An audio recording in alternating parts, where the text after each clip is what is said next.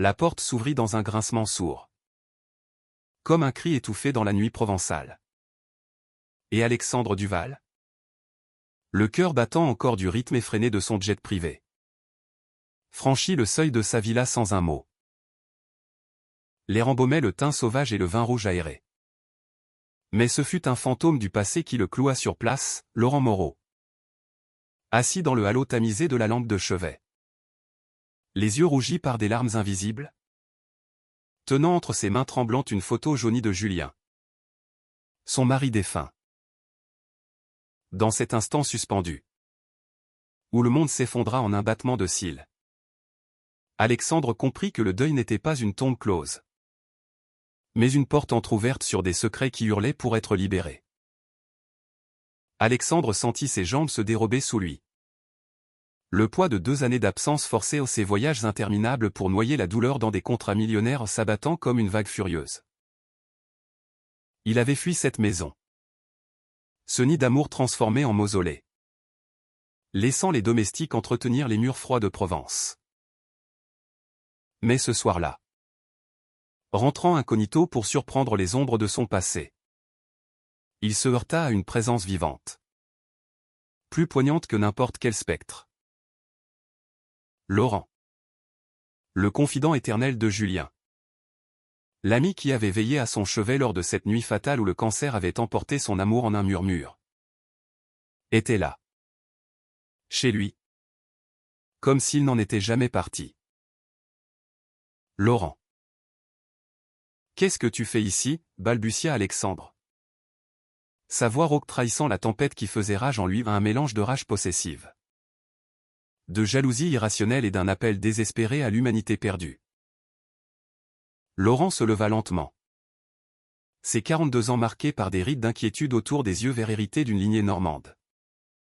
Son corps athlétique tendu comme un arc. Originaire de Rouen. Il avait toujours été le pilier discret de leur trio improbable, Julien. L'artiste flamboyant de Paris, Alexandre. Le magnate impitoyable des affaires, et lui. Le professeur d'histoire discret. Veillant sur leur passion avec une loyauté presque sacrificielle. Alexandre. Je n'attendais pas ton retour si tôt, murmura-t-il. Sa voix française pure. Teintée d'un accent du Nord. Chevrotant sous le poids de la surprise. Il posa la photo sur la table basse. Où trônait encore la bouteille de Bordeaux préférée de Julien. Entamée comme un rituel solitaire. L'air crépité d'une tension palpable. L'odeur de lavande séchée se mêlant à celle de la sueur froide d'Alexandre. 45 ans. Ses cheveux poivrés sel impeccablement coupés masquant à peine les cernes d'un homme qui avait bâti un empire pour oublier un vide. Le silence s'étira. Plus oppressant qu'une averse d'orage sur les collines environnantes. Alexandre avança d'un pas. Son costume sur mesure froissé par le voyage italien. Ses yeux bleus ceux qui avaient conquis Julien lors d'une soirée mondaine à Cannes fouillant le visage de Laurent comme pour y déceler une trahison. Étaient ceux de la culpabilité qu'il y lisait. Ou simplement le reflet de sa propre douleur? Tu vis ici? Dans notre maison? Sans me le dire? Les mots jaillirent. Acérés comme des éclats de verre. Portant en eux l'écho de nuit où Julien. Entre deux crises. Confiait à Laurent ses peurs les plus intimes. Laurent recula. Heurtant le dossier du canapé. Son cœur cognant contre ses côtes. Il avait hérité des clés de Julien. Un legs murmurait dans l'ombre de l'hôpital, prends soin de lui. Laurent. Quand je ne serai plus là. Mais comment avouer que ces visites hebdomadaires s'étaient muées en une présence permanente? Un refuge contre sa propre solitude. Professeur veuve d'un amour passé dans les couloirs poussiéreux de l'université? La nuit enveloppa la villa comme un linceul. Les lumières de Gordes scintillant au loin tel un rappel moqueur de la vie qui continuait. Alexandre s'effondra dans un fauteuil. Les mains tremblantes serrant les accoudoirs sculptés. Tandis que Laurent, hésitant, s'approcha avec une bouteille d'eau fraîche. Leurs doigts se frôlèrent, un contact fugace. Électrisant. Qui fit sursauter les deux hommes. Je ne voulais pas envahir ton espace, expliqua Laurent. Sa voix un filet de vulnérabilité. Après l'enterrement. Tu es parti si vite. Les affaires? Les voyages. J'ai vu la maison se vider. Les volets se fermer. Et moi? Je ne pouvais pas laisser Julien seul ici. Les larmes qu'il retenait coulèrent enfin, traçant des sillons sur ses joues. Et Alexandre? Malgré la fureur qui bouillonnait, sentit une fissure dans son armure. Laurent n'était pas un intrus. Mais le dernier fil reliant son cœur brisé à celui de son époux. Au fil des heures qui s'écoulèrent comme un vin trop corsé, les mots se déversèrent en un torrent libérateur. Alexandre raconta ses nuits new-yorkaises.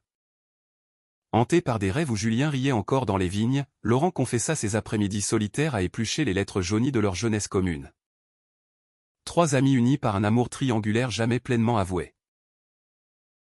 Julien, avec son charisme irrésistible, avait été le soleil autour duquel il gravitait. Mais dans l'ombre, des regards s'étaient croisés. Des mains effleurées lors de dîners tardifs. Il savait, murmura Laurent, les yeux baissés. Il m'a dit, sur son lit de mort, que si un jour tu me regardais comme tu le regardais lui. Peut-être que ce serait la guérison. Alexandre tressaillit. Le choc se muant en une chaleur interdite. Un désir refoulé qui avait germé dans les silences de leur deuil partagé. Le lendemain matin, le soleil provençal inonda les terrasses de pierre. Mais l'atmosphère de la villa restait chargée d'électricité. Alexandre, incapable de chasser Laurent ni de le chasser de son esprit, proposa un café dans le jardin, où les rosiers de Julien fleurissaient encore avec une insolence poignante. Assis face à face, séparés par une table en fer forgé, ils parlèrent de tout et de rien, des marchés boursiers volatiles qui avaient enrichi Alexandre au-delà de ses rêves. Des conférences sur la Révolution française qui passionnaient Laurent. Pourtant, sous la surface, une marée montante de questions non posées les submergeait.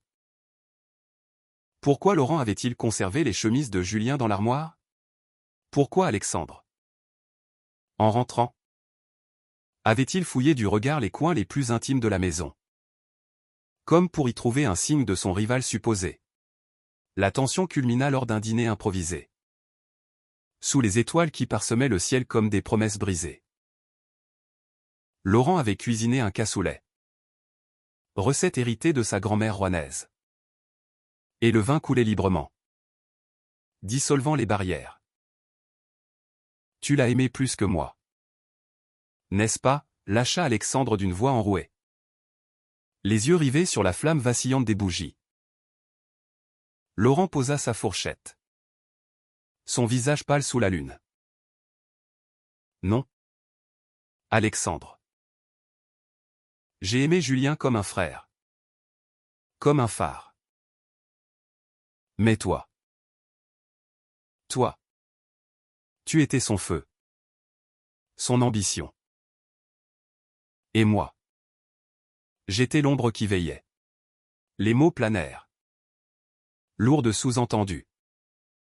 Et dans un geste impulsif, Alexandre tendit la main, effleurant celle de Laurent. Le contact s'attarda. Un courant passant entre eux, réveillant des braises qu'il croyait éteintes.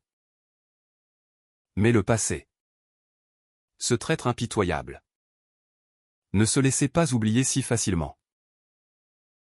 Le lendemain, en fouillant les tiroirs du bureau de Julien, ce sanctuaire de toiles inachevées et de carnets griffonnés, Alexandre découvrit une lettre cachetée, adressée à Laurent. Les mots de Julien y dansaient, confessant non seulement son amour pour eux deux, mais une promesse: si je pars, laissez l'amour renaître entre vous. Ne me pleurez pas, vivez-moi à travers l'autre. Le choc le terrassa. Des sanglots rauques secouant son corps massif. Habitué aux salles de conseil plutôt qu'aux abysses du cœur. Laurent. Alerté par le bruit. Accourut. Et dans l'étreinte qui suivit. Leurs lèvres se frôlèrent pour la première fois à un baiser hésitant. Salé de larmes. Chargé de 2 ans de veuvage et d'un océan d'émotions refoulées. Pourtant, la romance naissante se heurta vite à des tempêtes plus sombres. Des rumeurs, portées par le vent des ragots parisiens, parvinrent aux oreilles d'Alexandre, Laurent. Endetté par des années de loyauté gratuite envers Julien, avait hypothéqué une partie de la villa pour payer les traitements expérimentaux du mourant. Pire, un ex-amant de Laurent, un artiste jaloux de Marseille, menaçait de révéler des secrets enfouis ou des nuits où, avant la maladie, le trio avait flirté avec les limites de l'amitié. La confrontation éclata un soir d'orage. La pluie martelant les tuiles comme des accusations. Tu m'as menti. Tu as utilisé notre maison pour tes dettes. Pour tes amours passés, hurla Alexandre. Le visage déformé par la trahison. Laurent. Trempé jusqu'aux os après une course sous l'averse. Riposta avec une fureur contenue, j'ai tout sacrifié pour lui. Pour vous. Et toi. Tu fuis dans tes jets et tes millions. Laissant le deuil pourrir comme un fruit oublié. Les jours suivants furent un chaos de silence coupant et de regards assassins. Alexandre, rongé par la paranoïa, engagea un détective privé pour creuser le passé de Laurent en révélant non des mensonges. Mais une vérité plus déchirante, Laurent avait renoncé à une chaire prestigieuse à la Sorbonne pour rester auprès de Julien. Vendant ses biens pour financer des espoirs vains. Quant à l'ex-amant, ce n'était qu'un fantôme vindicatif, cherchant à blesser par jalousie. La révélation frappa Alexandre comme un coup de poignard, il avait projeté ses propres peurs, celles d'être insuffisant. D'aimer sans être aimé en retour sur l'homme qui, en réalité, l'avait attendu dans l'ombre. Une nuit. Incapable de supporter le vide grandissant, il partit pour Paris. Laissant une note laconique, je dois réfléchir. Pardonne-moi. Laurent. Seul dans la villa qui semblait hurler son absence. Erra comme un spectre parmi les souvenirs. Les vignes automnales, rougissantes sous le soleil bas, lui rappelaient les promenades à Troyes, où les rires masquaient les tensions naissantes. Il écrivit des lettres qu'il ne posta jamais. Des mots d'amour avoués. De regrets pour les années perdues. De son côté, à Paris, Alexandre affronta ses démons dans les rues pluvieuses de Montmartre. Visitant la tombe de Julien au Père-Lachaise.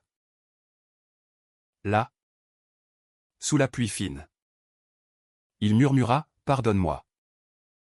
Mon amour. J'ai peur d'aimer à nouveau. » Mais les réponses du vent portaient l'écho de Laurent, vulnérable. Loyal. Prêt à guérir les blessures qu'il n'avait pas causées. Le retour d'Alexandre fut un tourbillon de vulnérabilité. Il trouva Laurent sur la terrasse. Entouré de croquis inachevés ou des portraits d'eux deux. Esquissés d'une main tremblante. « Je suis désolé, souffla-t-il. Tombant à genoux dans la poussière ocre. J'ai fui parce que tu me rappelles trop ce que j'ai perdu. Et ce que je pourrais encore gagner. Laurent. Les yeux brillants. L'aida à se relever. Leur corps se pressant dans une étreinte qui scella le pardon. Ce soir-là, sous les étoiles indifférentes, ils s'aimèrent pour la première fois à un amour lent. Exploratoire. Tissé de caresses hésitantes et de murmures en français ancien. Comme des poèmes de Verlaine. Les corps s'entremêlèrent sur les draps imprégnés du parfum de Julien. Transformant le deuil en renaissance. La perte en legs. Mais le destin. Cruel architecte. Réservait encore une épreuve. Des semaines plus tard.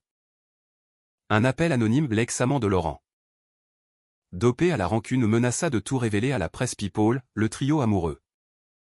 Les dettes. L'héritage contesté. Le scandale éclata dans les tabloïds. Le milliardaire et le professeur, amour interdit ou escroquerie? Titrant en gros caractères. Alexandre, habitué au feu des projecteurs, protégea Laurent en engageant des avocats féroces. Mais la boue médiatique souilla leur bulle fragile. Laurent, brisé par les insultes en ligne au traître aux défunts, chasseur de fortune, envisagea de fuir à Rouen, vers la maison familiale au volet vert. Je ne veux pas te détruire, confia-t-il à Alexandre, lors d'une nuit blanche où la mer Méditerranée grondait au loin. Pourtant, dans cette adversité, leur lien se forgea en acier. Alexandre, lors d'une conférence de presse improvisée à Avignon, défendit leur histoire avec une ferveur inédite, l'amour n'est pas une transaction. Julien nous a unis dans la vie, il nous unit dans la mort. Laurent n'est pas un fantôme, mais mon avenir. Les mots, prononcés d'une voix ferme, firent taire les vautours. Et l'opinion publique, touchée par l'authenticité, bascula.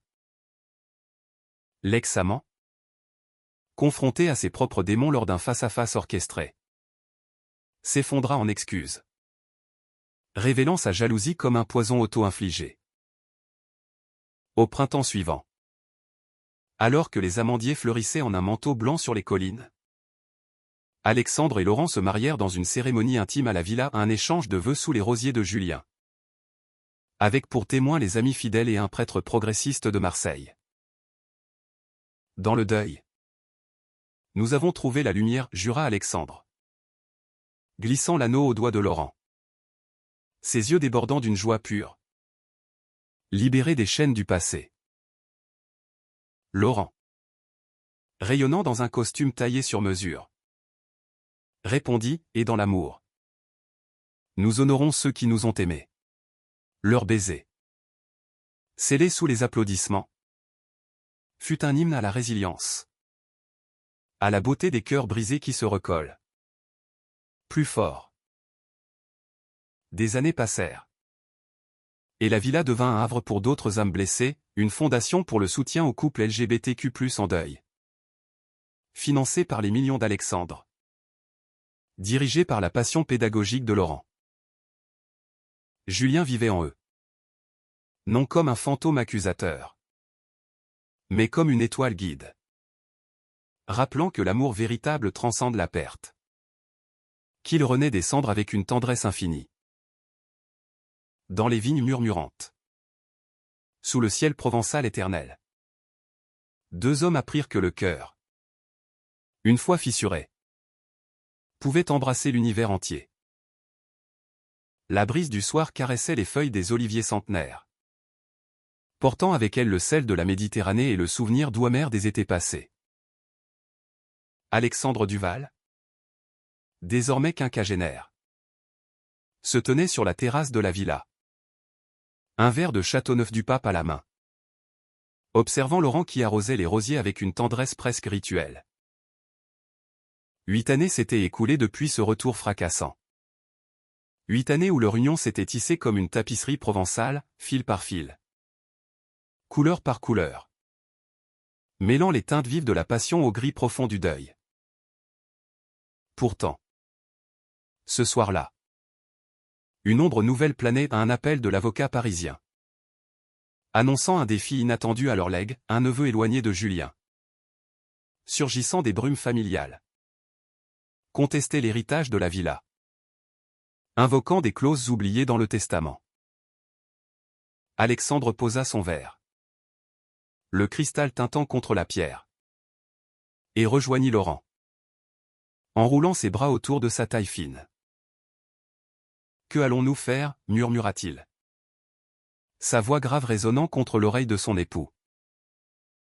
Laurent se tourna. Ses yeux verts pétillants d'une détermination farouche. Forgés dans les batailles passées. Nous nous battrons. Comme toujours.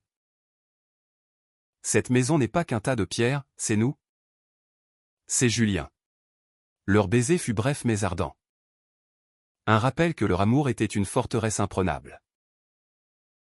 Mais au fond de lui, Alexandre sentait le doute ronger, à 53 ans. Avec ses entreprises tentaculaires s'étendant jusqu'à Genève. Avait-il encore la force de ses guerres intimes? Le procès s'annonçait comme un ouragan sur la cour d'Avignon, où les juges aux robes noires semblaient jaillir des pages d'un roman de Dumas. Le neveu. Un certain Étienne. 35 ans. Originaire de Lyon. Un comptable aigri par une vie médiocre. Brandissait des documents jaunis, une clause stipulant que la villa revenait à la famille sanguine en cas de remariage indécent. Le mot claqua comme une gifle lors de l'audience, faisant rougir les joues d'Alexandre. Laurent, assis à ses côtés, serra sa main sous la table, ses doigts tremblants trahissant une rage contenue. Indécent? Notre amour, siffla-t-il à mi-voix pendant la pause. Alexandre. Le regard fixe sur le portrait de Julien accroché dans la salle un legs symbolique. Répondit, ils ne comprennent pas. Pour eux, c'est une affaire d'argent. Pour nous, c'est l'âme. Les semaines suivantes furent un tourbillon de dépositions et de nuits blanches.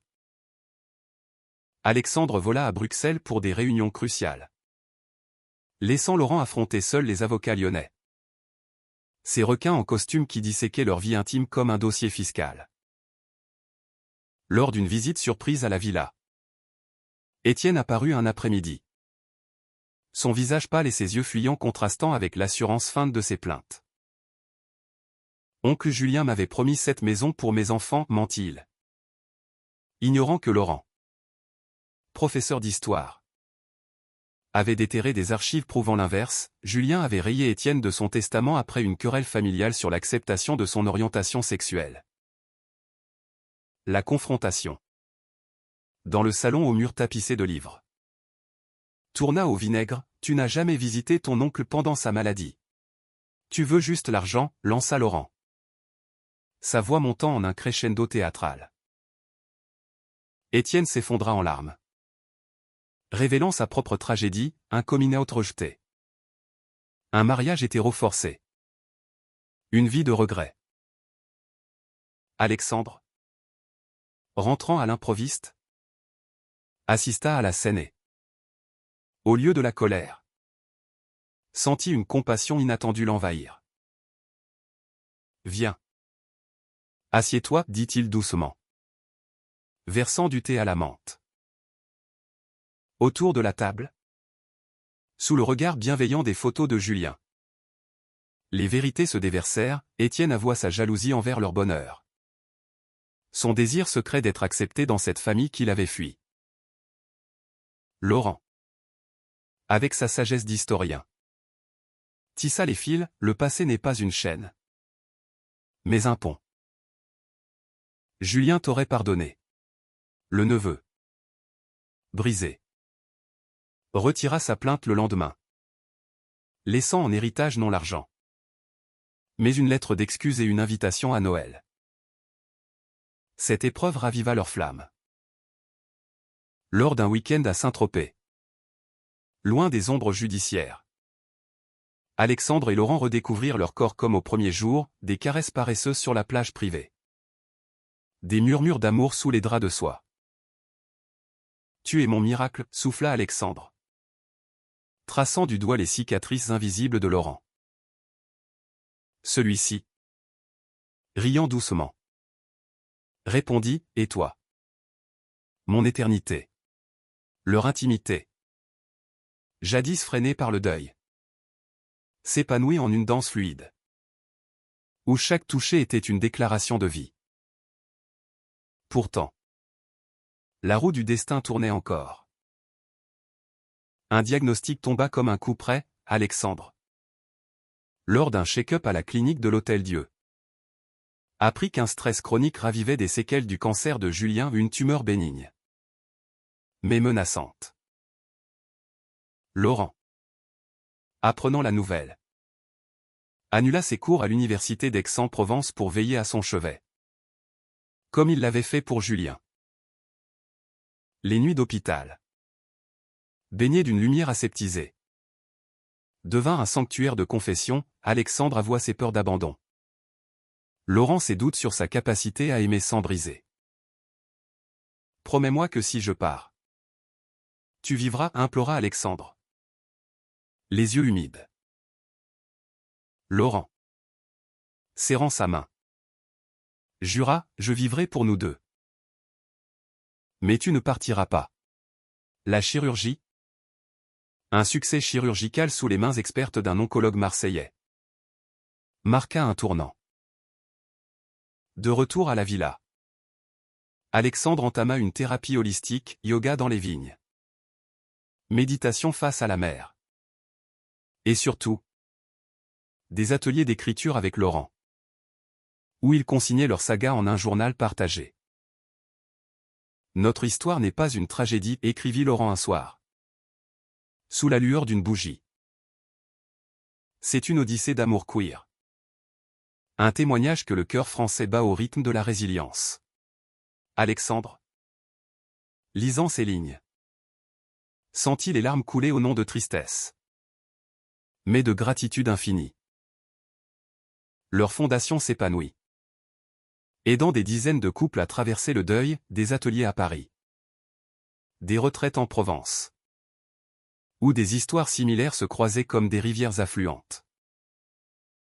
Lors d'un gala à Cannes, Alexandre, guéri et rayonnant, leva son verre à Julien, qui nous a appris que l'amour est un legs vivant. Laurent, à ses côtés, ajouta dans un murmure, et à nous, qui l'honorons chaque jour. La nuit se termina en une valse lente sur la croisette, leurs corps enlacés face à la mer scintillante, symbole d'une victoire sur les ténèbres.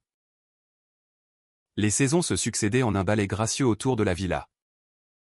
Les étés ardents cédant la place aux automnes mordorés, où les feuilles des platanes dansaient comme des confettis de souvenirs. Alexandre et Laurent, unis par un fil d'argent forgé dans l'adversité, naviguaient les eaux calmes de leur maturité avec une sérénité conquise. À 55 ans, Alexandre avait délégué les rênes de son empire à un successeur fidèle, se tournant vers des investissements philanthropiques, des fermes solaires en Occitanie, des bourses pour jeunes artistes LGBTQ+, inspirés par Julien. Laurent, quant à lui, publiait un livre acclamé, Les amours oubliés de Provence. Un recueil d'histoires vraies masquées en fiction, où leur propre odyssée se devinait entre les lignes. Un matin de brume, alors que la Garenne voisine bruissait de vie secrète, une lettre arrivée de Rouen chamboula leur quiétude. La mère de Laurent, veuve depuis des lustres, annonçait sa venue, à 78 ans. Elle désirait enfin rencontrer l'homme qui a sauvé mon fils du vide. Alexandre, nerveux comme un adolescent, asticota les menus provençaux, tandis que Laurent, mi-amusé mi-anxieux, rangeait les photos les plus osées. L'arrivée de Madame Moreau fut un tourbillon de bises et de regards scrutateurs, une femme robuste, aux cheveux gris noués en chignon, imprégnée de l'odeur de cidre normand. Il était temps que tu trouves ton bonheur. Fiston, dit-elle en serrant Alexandre dans ses bras. Ses yeux larmoyants trahissant des années de silence sur l'orientation de son unique enfant. Les jours qui suivirent furent une révélation douce, promenade dans les lavandes. Conte sur l'enfance de Laurent, ce garçon timide qui collectionnait des coquillages sur les plages de Dieppe, rêvant d'histoires d'amours impossibles.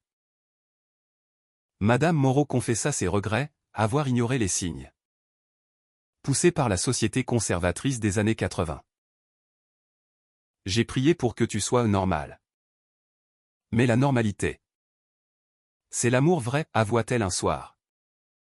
Autour d'un feu de cheminée crépitant. Alexandre, touché, raconta son propre coming out tardif. À 30 ans. Lors d'une crise d'entreprise qui l'avait forcé à affronter ses démons. Laurent. Les larmes aux yeux. C'est là le cercle, maman. Tu es notre pont vers le passé. Cette réconciliation familiale ouvrit des portes inattendues. Madame Moreau. Revigorée. S'installa pour l'hiver. Aidant à la fondation avec une énergie contagieuse, elle organisa des cercles de parole pour parents d'enfants queer. Ses accents normands apportant une fraîcheur rustique au débat parisien. Pourtant, au cœur de cette harmonie, une ombre personnelle émergea pour Alexandre, des migraines récurrentes. Vestige de son opération. Le renvoyait aux frontières de la vulnérabilité. Lors d'une nuit d'insomnie, il confia à Laurent, « Et si je redeviens le fardeau ?» Celui-ci, veillant avec une patience infinie, répondit, « Tu n'as jamais été un fardeau, tu es mon équilibre. » Pour conjurer les spectres, ils entreprirent un pèlerinage, un voyage en train jusqu'à Rouen.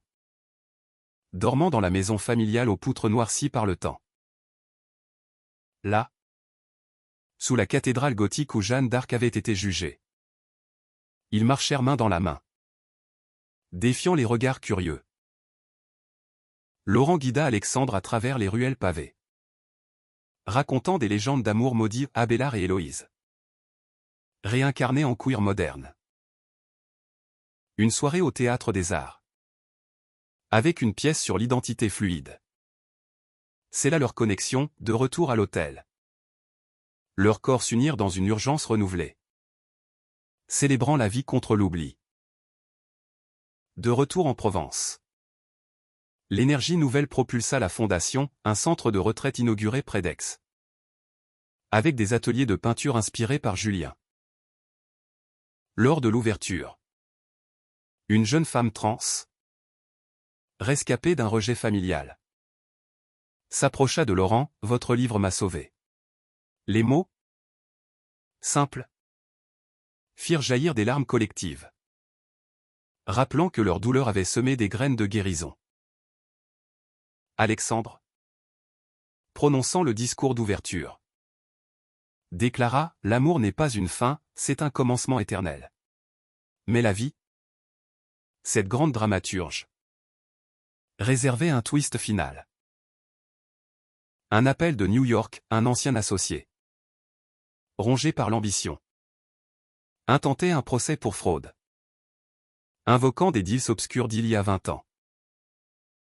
Le scandale menaçait de tout engloutir, réputation, fondation, leur sanctuaire. Alexandre, blême, confia à Laurent, « Je dois y aller seul. » Mais celui-ci, inflexible, prépara les valises, « Nous affrontons ensemble. » Ou pas du tout. À Manhattan, sous les néons impitoyables, ils déjouèrent le piège, des preuves falsifiées. Un rival jaloux. Dans la salle d'audience climatisée, Alexandre témoigna avec une honnêteté brute, Laurent à ses côtés comme un ancre. La victoire fut douce. Mais le vrai triomphe fut leur retour, un atterrissage à Marseille au lever du soleil. Main dans la main, jurant de ne plus jamais se séparer des batailles. Le soleil couchant peignait les collines en ocre et pourpre. Un tableau vivant que Julien aurait adoré immortaliser sur toile. 10 ans après ce retour fateful, Alexandre et Laurent avaient sculpté une existence où chaque jour était un acte de gratitude, des matins paresseux à siroter du café sur la pergola. Des après-midi dédiés à la fondation. Des nuits où leur corps, marqué par le temps, se racontait encore des histoires d'amour. À 58 ans, Alexandre arborait une crinière poivre et sel élégante. Ses yeux bleus plus profonds, empreints d'une sagesse conquise, Laurent. 52 ans. Conservait une vitalité juvénile. Ses rides de rire plissant les coins de ses yeux verts lorsqu'il taquinait son épouse sur ses excentricités de milliardaire repenti. Un événement inattendu secoua leur routine, l'invitation à un sommet international sur les droits LGBTQ+ à Berlin. Alexandre. Réticent à quitter la Provence. Céda face à l'enthousiasme de Laurent, c'est notre devoir de porter la voix de Julien au monde. Le voyage fut une aventure, train de nuit jusqu'à Paris. Puis vol vers l'Allemagne. Où l'air frisquet des boulevards haussmanniens céda à la brise fraîche du Spray.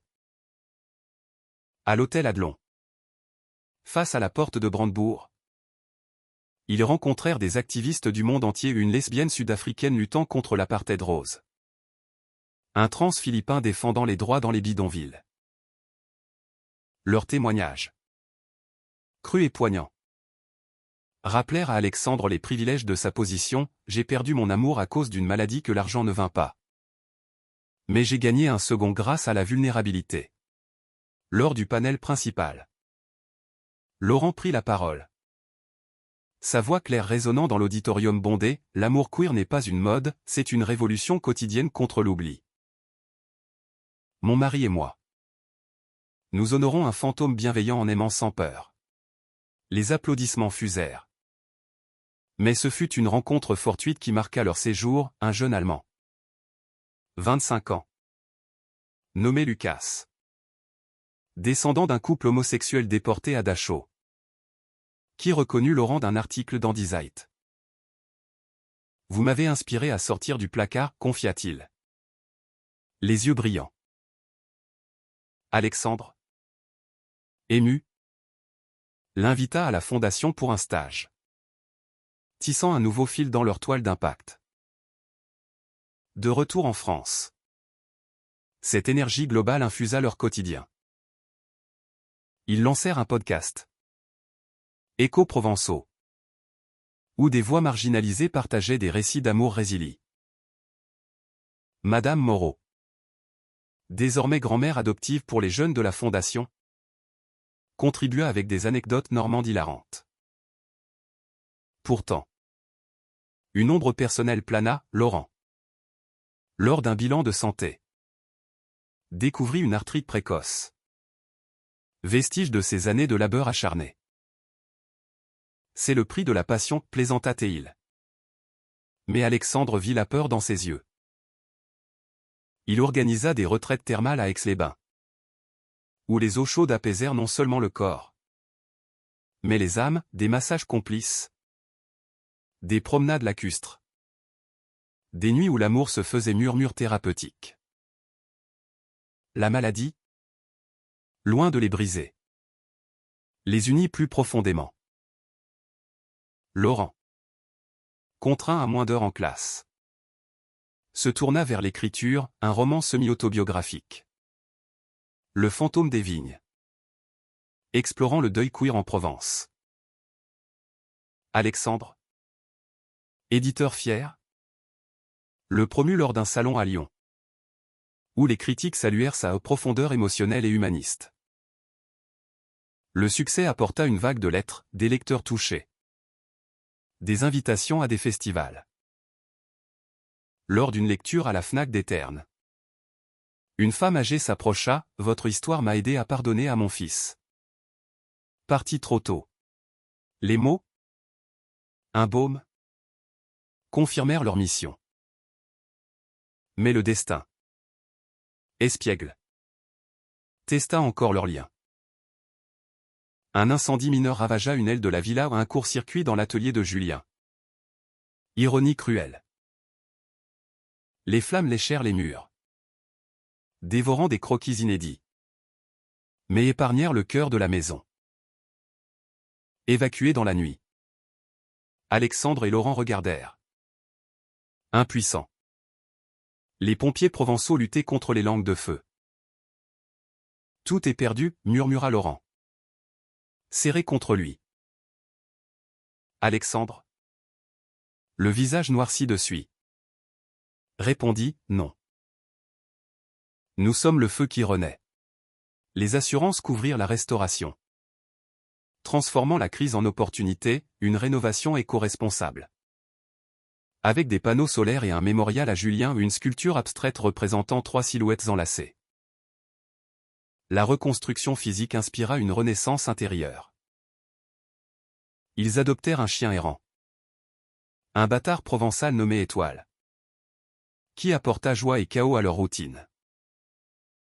Les promenades matinales devinrent des rituels, Étoile gambadant devant, eux main dans la main, discutant de l'avenir, peut-être un enfant via GPA. Ou simplement plus de voyages.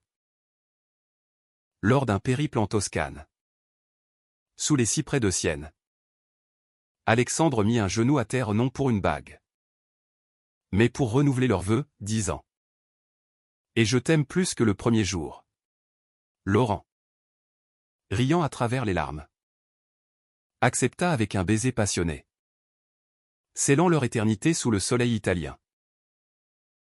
Le temps, ce sculpteur patient, avait adouci les contours de leur existence, gravant des rides de sagesse sur les visages d'Alexandre et Laurent. À 60 ans, Alexandre, avec sa silhouette affinée par le yoga et les randonnées, dirigeait la fondation d'une main de maître bienveillant. Ses discours aux Nations Unies plaidant pour des droits globaux. Laurent, 55 ans, alternait entre conférences universitaires et romans best-sellers. Son accent normand charmant les auditoires parisiens. Leur villa, restaurée en un joyau durable, bourdonnée d'activités, ateliers d'art-thérapie, dîners solidaires où des réfugiés queer trouvaient refuge. Un défi nouveau surgit des profondeurs familiales, la naissance d'un petit-neveu via Étienne, qui, réconcilié, avait fondé une famille arc-en-ciel à Lyon. Venez voir le bébé, invita Théil. Et le voyage en TGV fut une bulle de tendresse, Alexandre, nerveux avec le nourrisson, apprenant à bercer sous l'œil attendri de Laurent. Tu seras un oncle gâteau, taquina celui-ci, tandis qu'il roucoulait au-dessus de la Loire scintillante. Cette paternité élargie raviva des rêves, lors d'un week-end à Deauville. Face à la Manche déchaînée, ils discutèrent adoption. Pas pour nous changer, mais pour offrir ce que nous avons reçu, philosophait Laurent. Alexandre, pragmatique, lança les démarches, pour l'amour de Julien. Continuons le cycle. Les mois suivants furent un tourbillon administratif et émotionnel, entretien avec des agences. Formation parentale à Marseille. Ils choisirent un garçon de 8 ans, originaire de Syrie, nommé Amir, dont les yeux sombres portaient les ombres de la guerre. Son arrivée à la villa fut magique, Étoile le lécha frénétiquement. Les rosiers semblèrent fleurir plus tôt. Amir, timide au début, s'ouvrit comme une fleur, dessinant des familles imaginaires. Apprenant le français avec Laurent. Explorant les vignes avec Alexandre. C'est chez moi, demanda-t-il un soir, serrant un ours en peluche. Oui. Fiston. Pour toujours, répondit Alexandre, la gorge nouée. L'adoption transforma leur duo en trio. Une famille recomposée où l'amour coulait comme le Rhône généreux. Amir apporta de la joie brute, des rires dans la cuisine lors de cuissons de fougasse. Des questions innocentes sur pourquoi papa Laurent et papa Alexandre s'embrassent. Ils lui racontèrent leur histoire, édulcorée pour l'âge, soulignant que l'amour est un spectre multicolore. Pourtant, des défis émergèrent, des bullies à l'école locale, des murmures sur la famille bizarre du riche. Laurent, protecteur, organisa des sessions d'éducation inclusive, Alexandre, influe, fit pression sur le conseil municipal pour des programmes anti-discrimination. Au milieu de cela, une joie personnelle, la publication du second roman de Laurent, dédié à Amir. qui explora les thèmes de l'exil et de l'acceptation. Lors de la tournée promotionnelle à Bruxelles, Alexandre et Amir le rejoignirent pour une surprise, un pique-nique sous la Grand Place. « Je suis fier de toi » murmura Alexandre, embrassant Laurent devant les passants indifférents. Amir, grignotant une gaufre, rit, « Papa. Vous êtes comme dans les livres. » Mais la vie n'épargna pas ses épreuves. Une rechute mineure pour Alexandre ou une alerte cardiaque lors d'un stress professionnel les renvoya à l'hôpital de Nîmes. Laurent, veillant avec Amir endormi sur ses genoux, murmura, « On a survécu à pire. » Le repos forcé permit une introspection, Alexandre confia ses peurs de mortalité. Laurent ses doutes sur l'éducation d'Amir dans un monde encore hostile. « Nous lui donnons des racines solides » assura Laurent. Et ensemble, ils écrivirent un conte pour l'enfant, l'histoire de 3 âmes, un artiste, un professeur, un petit voyageur uni contre les tempêtes. La guérison coïncida avec un milestone, les 15 ans de leur union. Ils célébrèrent à Venise, ville des amours éternels, avec Amir émerveillé par les gondoles. Sur le pont des soupirs, ils renouvelèrent leurs vœux. Amir portant les alliances. À l'amour qui guérit, trinqua Alexandre. Sous un ciel étoilé reflété dans les canaux. De retour, la Fondation lança un programme pour enfants réfugiés queer. Inspiré par Amir. Touchant des vies à Beyrouth et au-delà. 20 ans après ce seuil franchi dans la stupeur, la villa de Provence se dressait comme un phare, illuminé par les rires d'Amir. Désormais adolescent de 18 ans. Un jeune homme aux traits mêlant le mystère syrien et la grâce française.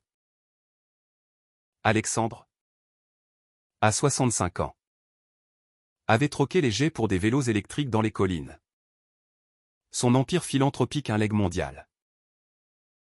Laurent, 60 ans, professeur émérite. Voyager pour des keynotes. Son dernier livre traduit en 10 langues.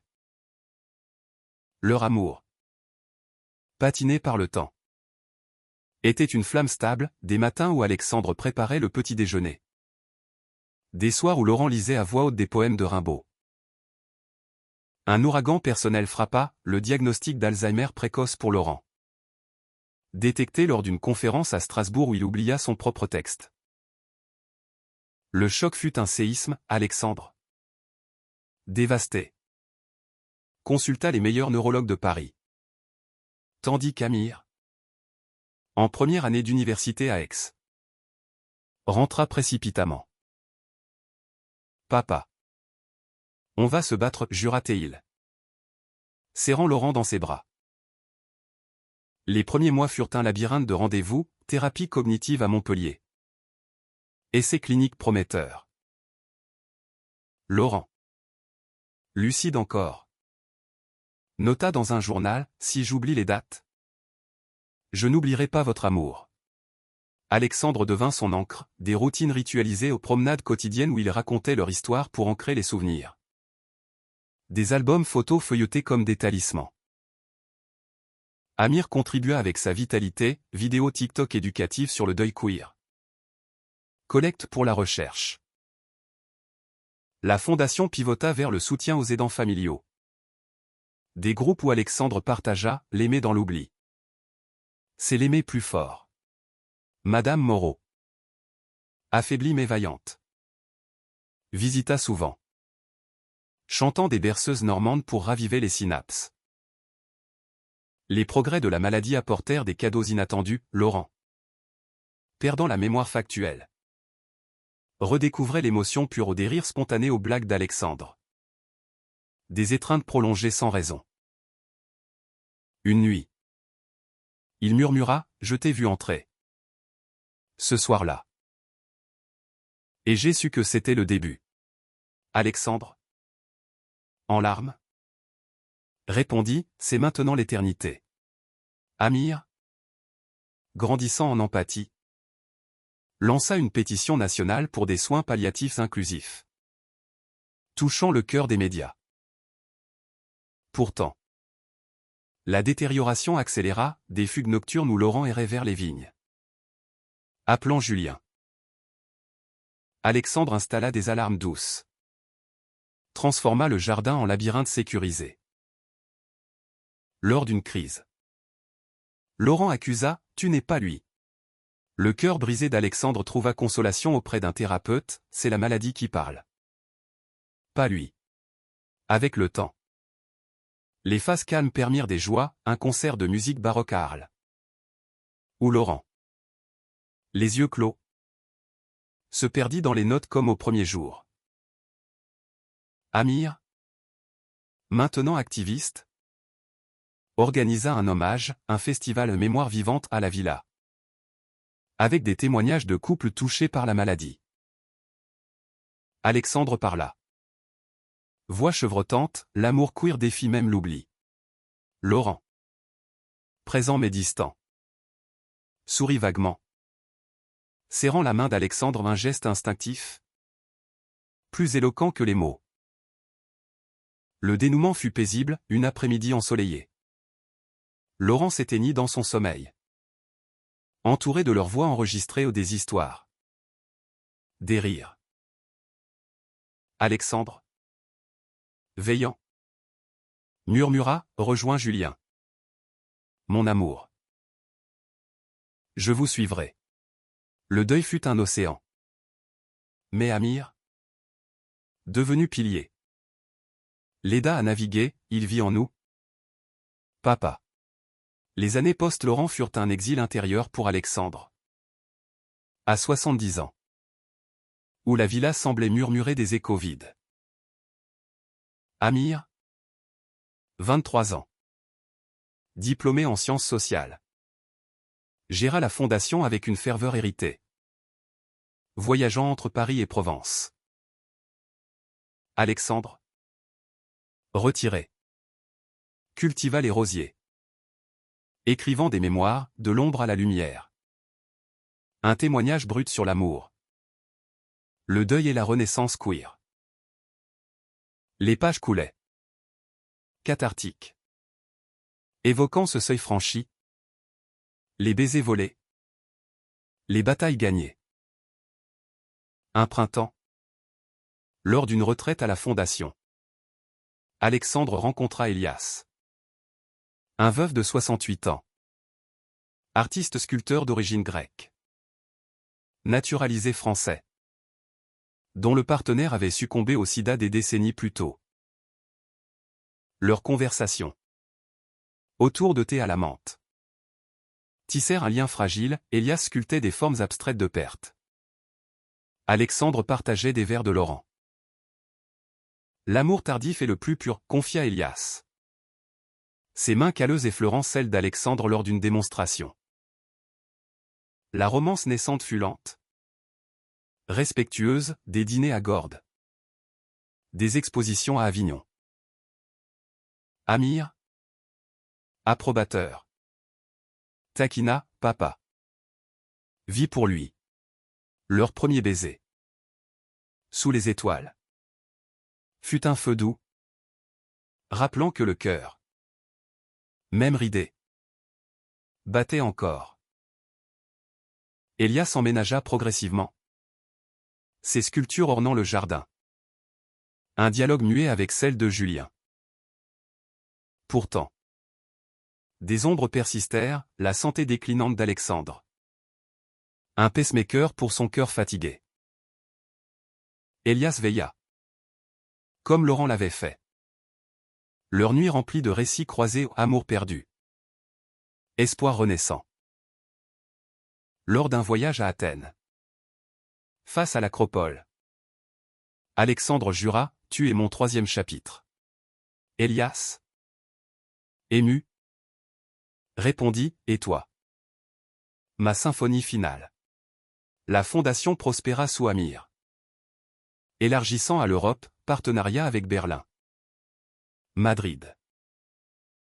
Lors d'un gala à Monaco, Alexandre, soutenu par Elias, leva son verre à ceux qui nous ont aimés. Et à ceux qui nous aiment encore. Les applaudissements fusèrent. Un cœur d'humanité. À 75 ans. Alexandre s'éteignit paisiblement.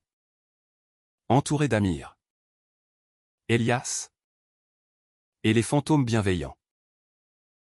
Son legs, une vie d'amour indéfectible. Prouvant que dans les vignes de Provence, les cœurs queer fleurissent éternellement. Amir Moreau-Duval. À 30 ans. Hérita non seulement de la villa, mais d'un manteau d'histoire tissé d'or et de larmes. Marié à une architecte berlinoise, Léna, il transforma la propriété en centre culturel, exposition sur l'art queer, résidence pour écrivains en deuil. Elias, grand-oncle adoptif, sculptait encore ses œuvres, un pont entre époques. Lors d'anniversaires annuels ou ce retour mythique, il levait des verres à Alexandre et Laurent. Contant aux invités, leur amour nous enseigne que la perte est fertile. Un jour, un jeune couple, fuyant l'homophobie d'un pays lointain, trouva refuge, leur union. Bénie dans le jardin aux rosiers. Écho d'un passé glorieux. Amir, observant, sourit, c'est le cycle.